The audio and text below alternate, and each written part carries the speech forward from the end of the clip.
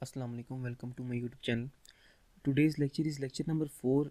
और इससे पहले जो हमने लेक्चर किया था वो लेक्चर नंबर 3 था, जिसमें मैंने आपको डेव सी प्लस प्लस की इंस्टॉलेशन का बताया था। और हमने ये कोड किया था जिसके अंदर हमने दो इनपुट्स यूज़र से लेके उसका मल्टीप्लिकेशन, सम, सब्ट्रैक्शन और डिवीजन किया था। आज के लेक्चर में हम पढ़ेंगे कि अगर आपने कोड किया है उसमें आप अपने कोड में कमेंट्स कैसे ऐड कर सकते हैं। जैसे ये तो एक छोटा सा कोड है। आप आगे जब कोडिंग करते जाएंगे तो कोई कोई कोड ऐसे होंगे जो हंड्रेड्स ऑफ लाइंस के होंगे, थाउजेंड्स ऑफ लाइंस के होंगे। तो उसमें आपको कमेंट्स ऐड करने के बाद आपको अपने ही कोड को समझने में आसानी होगी। तो कमेंट्स बेसिकली आपको अपने ही कोड को याद समझने के लिए होते हैं, या ताकि दूसरा उसको पढ़ के कुछ समझ सके कि आप काम क्या कर रहे हैं कोड के अंदर, उसके लिए होते हैं। तो सबसे पहले देख लेते हैं कमेंट को लिखते कैसे हैं। अब कमेंट्स दो टाइप के होते हैं, एक सिंगल लाइन कमेंट होता है और एक होता है मल्टीपल लाइन कमेंट। अगर आपने किसी एक सिंगल लाइन को कमेंट करना है, जैसे मैं यहाँ पे ले रहा हूँ कि ये सी इन ए है। जैसे आपको पता है कि मैं यूज़र से वैल्यू ले रहा हूँ, तो मैं यहाँ पे कमेंट करने के लिए स्लैश लगाऊंगा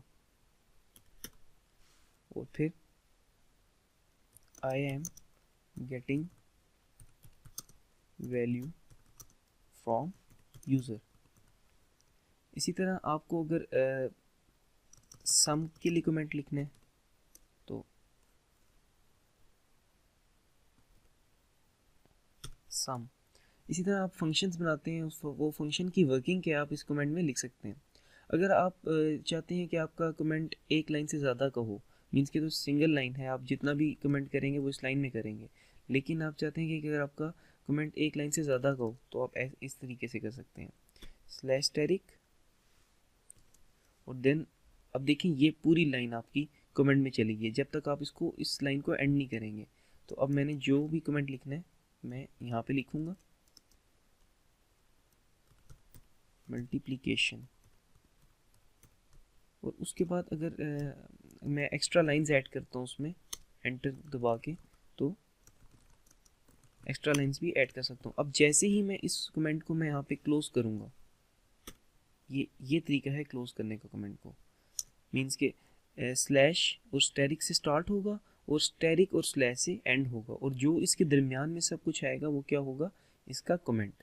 तो ये था आपका मल्टीपल लाइंस कमेंट और ये था आपका सिंगल लाइन कमेंट। होप्स आपको कमेंट्स की समझ आ गई होगी, बहुत आसान सी एक चीज़ थी।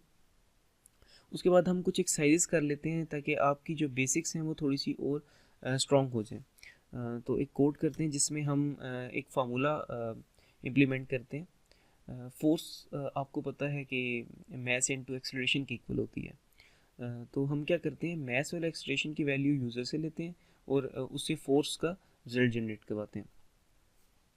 तो सबसे पहले हेडर फाइल आ जाएगी, hash include iostream using name space std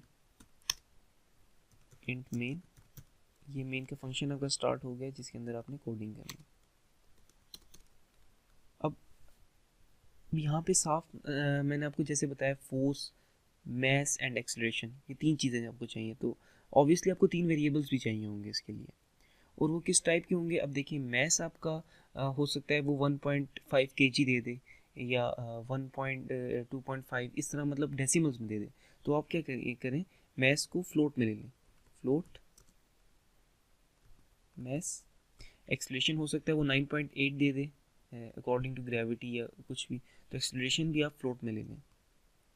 अब मैस का जो नेम है वो मैंने नेमिंग टेक्निक्स आप सेकंड लेक्चर में, अब अगर आपने नहीं किया हुआ तो आप मेरा सेकंड लेक्चर देख सकते हैं, उसमें मैंने बड़ी डिटेल में बताया हुआ है कि आप नेम्स को किस तरीके से रख सकते हैं। मैं यहाँ पे मैस भी रख सकता हूँ, मैं यहाँ पे एम भी रख सकता हूँ, सिर्फ वो मेरे ऊपर डिपेंड करता है या आपके ऊपर डिपेंड करता है कि आप क्या वेरिएबल का नेम क्या रखना चाहते हैं। बस वो नेम आपका की वर्ड या रिस्ट्रिक्टेड वर्ड नहीं होना चाहिए जो कि इसके IDE के अंदर पहले से डिक्लेयर्ड है। मैस देन एक्सेलरेशन,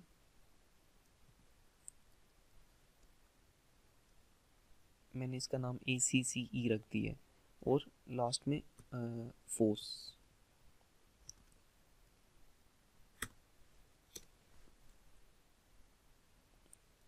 अब हमने क्या करना है, मैथ्स और एक्सेलरेशन को यूज़र से लेना है, सी आउट। यूज़र को पहले मैसेज शो करवाएंगे तो वो इनपुट करेगा मैथ्स को, तो एंटर द मैथ्स सी इन, और यही वाला वेरिएबल एज इट इज़ को यूज़ करेंगे आप, क्योंकि इस वेरिएबल में आपने डाटा लेना है। सी आउट एंटर एक्सेलरेशन सी इन ACCE, वही वाला वेरिएबल जिसमें आपने एक्सेलरेशन की वैल्यू लेनी थी।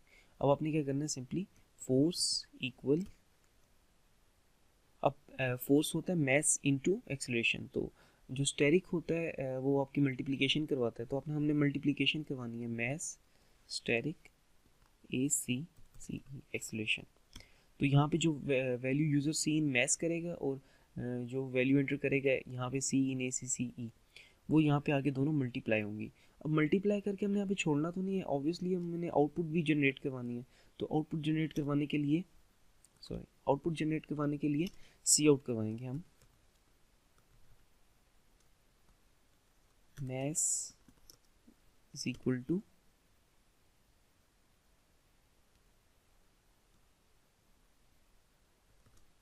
और यहाँ पे जो फोर्स, सॉरी यहाँ पे मैस नहीं, हमने फोर्स निकालना था, फोर्स इज इक्वल टू, और आपने फोर्स वाला वेरिएबल जिसमें आपने डाटा मल्टीप्लिकेशन करके स्टोर करवाया रिजल्ट, वो यहाँ पे आ जाएगा। अब इसको एग्जीक्यूट करते हैं। जब आप यहाँ पे कंपाइल करेंगे तो पहले वो फाइल का नेम ले लेगा आपसे, तो मैं नेम रख देता हूँ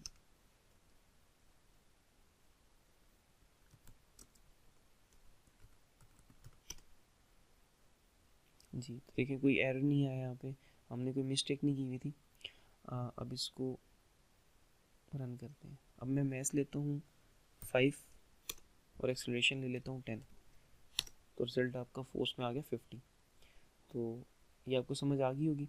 अच्छा, अब सपोज़ मैं कहता हूँ कि एंटर द मैथ्स, जब मैं एंटर करूँ तो वो मेरा जो 5 है वो इस लाइन से नीचे ले, तो वो कैसे कर सकते हैं, तो यहाँ पे अगर मैं यहाँ पे लगा दूँ एंड लाइन ENDL, तो ये क्या करेगा, ये इसको नीचे वाली लाइन पे ले जाएगा ENDL। अब जो पहले आउटपुट आई थी वो और थी, सॉरी आउटपुट सेम थी, आपने जो डाटा एंटर किया था वो 5 इधर साथ आ रहा था मैथ्स के आगे, अब 5 देखिए वो नीचे ले रहा है, वो कर्सर नीचे चला गया। अब एंटर द एक्सेलरेशन, अब एक्सेलरेशन भी नीचे ही लेगा। 7 इनपुट करते हैं तो फोर्स आ गया 35। तो होप सो आपको ये समझ में आ गया होगा कि अगर आपने नेक्स्ट लाइन पे जाना है, कहीं पे डाटा में भी अगर आपने नेक्स्ट लाइन में जाना है तो आप किस तरीके से जा सकते हैं। तो ये हमारा एक सिंपल सेकंड प्रोग्राम था। अच्छा, अब आपको मैं एक छोटे सा टास्क एक और है, हम कर लेते हैं कि अगर आपको एक नंबर दिया जाए आप उसका स्क्वायर कैसे लेंगे। तो आगे जाके ऑब्वियसली मैथ के बिल्ट इन फंक्शंस भी यूज़ हो सकते हैं इसमें स्क्वायर के लिए, तो हम अभी खुद से करते हैं। स्ट्रक्चर सेम रहेगा इसलिए मैं यहीं से कॉपी कर लेता हूँ, पेस्ट कर लेता हूँ और ये ब्रैकेट्स पूरी कर लेते हैं। अब एक नंबर लेता हूँ टीचर n, और यूज़र से कहता हूँ कि वो एंटर द नंबर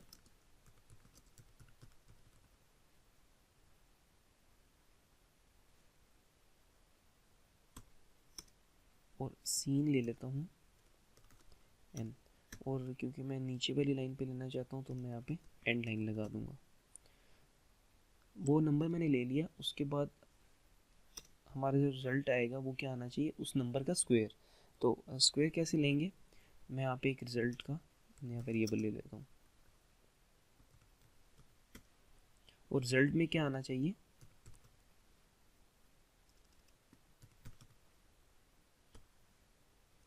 नंबर, और उसका अगर स्क्वायर लेना है तो स्क्वायर इस तरीके से भी लिया जाए, जैसे सपोज उसने 2 एंटर किया तो 2 मल्टीप्लाई बाई 2, 3 एंटर किया तो 3 मल्टीप्लाई बाई 3, तो मैं क्या करता हूँ, मैं नंबर को ही नंबर से मल्टीप्लाई करवा दूँगा। ये बात आपको समझ आ गई होगी कि जो नंबर यूज़र ने एंटर किया उसको उसी से नंबर, तो सिंपली इसको स्क्वायर आ जाएगा। तो अब हम इसका रिजल्ट शो करवाते हैं। Cout number square of number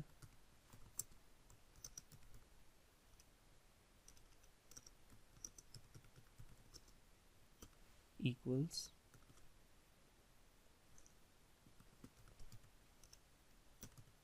result.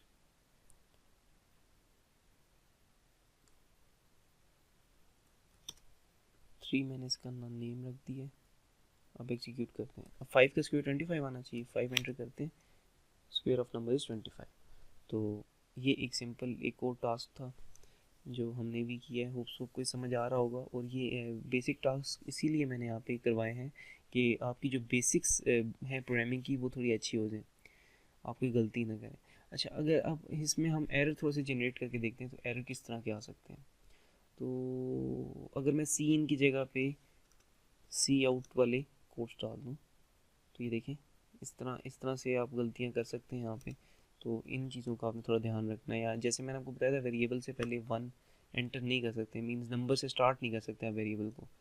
वो करेंगे तो भी एरर आ जाएगा। देन उसके बाद अच्छा, एक और चीज़ हम करते हैं। मैं एक नंबर लिया और उसको मैंने अलग अलग जगहों पे वैल्यूज़ असाइन करवाई। वैल्यूज़ इस तरह असाइन करवाई कि n है, n को मैं लेता हूँ 0 और रिज़ल्ट को भी लेता हूँ 0। उसके बाद हम क्या करते हैं, n में रखवा देते हैं 10 और रिज़ल्ट में रखवा देते हैं 5। उसके बाद मैं करता हूँ n is equal to result. अब होगा क्या, कंपाइलर सबसे पहले मैं इसको एग्जीक्यूट कर लेता हूँ। ये होगा क्या, कंपाइलर सबसे पहले यहाँ पे आएगा और देखेगा कि n में वैल्यू 0 साइन हो रही है, 0 साइन कर देगा और रिजल्ट में भी 0 साइन हो रहा है। देन उसके बाद थर्ड लाइन नीचे 8th लाइन पे आएगा और n में 10 को असाइन कर देगा और रिजल्ट में 5 को असाइन कर देगा। जब लास्ट 10th लाइन पे आएगा वो देखेगा कि n में रिजल्ट की वैल्यू जा रही है, तो रिजल्ट की लास्ट वैल्यू क्या पिक करेगा, 5। तो इसका जो आंसर निकलेगा n का, अगर मैं n को सी आउट करवाता हूँ, सी आउट n इक्वल्स n, तो इसका आंसर वो नहीं आएगा जो आपने स्टार्टिंग में रखा था। क्यों? क्योंकि आपने बीच में प्रोग्राम में जब n को यूज़ किया तो उसकी वैल्यूज़ को चेंज कर दिया और सबसे लास्ट में आपने n के अंदर रिजल्ट, और रिजल्ट में क्या था, 5 था। तो इसका आंसर 5 आना चाहिए। इसको एग्जीक्यूट करते हैं तो ये देखें n इज़ इक्वल टू 5। तो जब भी आप प्रोग्राम में एक वेरिएबल के साथ बार बार चेंजिंग करेंगे तो जो सबसे लास्ट वाली वैल्यू है वो गेट करेगा कंपाइलर और वो आपको शो करवाएगा। तो होप सो ये जो छोटे छोटे टास्क थे आज हमने किए वो आपको अच्छे तरीके से समझ आ गए होंगे। तो जो आज चीज़ें हमने कवर की हैं वो हमने single line comment and multi lines comment, ये दो चीज़ें हमने पढ़ी हैं। उसके बाद हमने दो तीन टास्क देखे हैं सिंपल सिंपल। हमने स्क्वायर लिए नंबर का, हमने अगर कोई आपको फार्मूला दे दिया जाए इम्प्लीमेंट करने के लिए वो कैसे करेंगे। अब यहाँ पे आपको कोई भी फार्मूला दिया जाए आप कर सकते हैं। जैसे मैं कहता हूँ आप सेल्सियस टेम्परेचर को फ़ारेनहाइट में कन्वर्ट करें या फ़ारेनहाइट को केल्विन में करें। तो अगर आपके पास फार्मूला है, आपको फार्मूला याद है, तो आप इजीली उस फार्मूला को, जैसे मैंने force is equal to M में करके इम्प्लीमेंट किया, वो आप कर सकते हैं। देन हमने थर्ड में क्या किया, एक नंबर का स्क्वायर लिया। नेक्स्ट वीडियो लेक्चर में हम इफ एल्स को कवर करेंगे और कुछ कोड्स को हम इफ एल्स के साथ एग्जीक्यूट करके देखेंगे इफ एल्स क्या होते हैं। अगर आपको आज के लेक्चर से रिलेटेड कोई क्यूरीज हैं तो आप कमेंट सेक्शन में मुझे बता सकते हैं। जाने से पहले मेरे चैनल को सब्सक्राइब कर दें, वीडियो को लाइक एंड शेयर करें और बेल आइकन को ज़रूर प्रेस कर दें। आज तक के लिए इतना ही था। अल्लाह हाफिज़।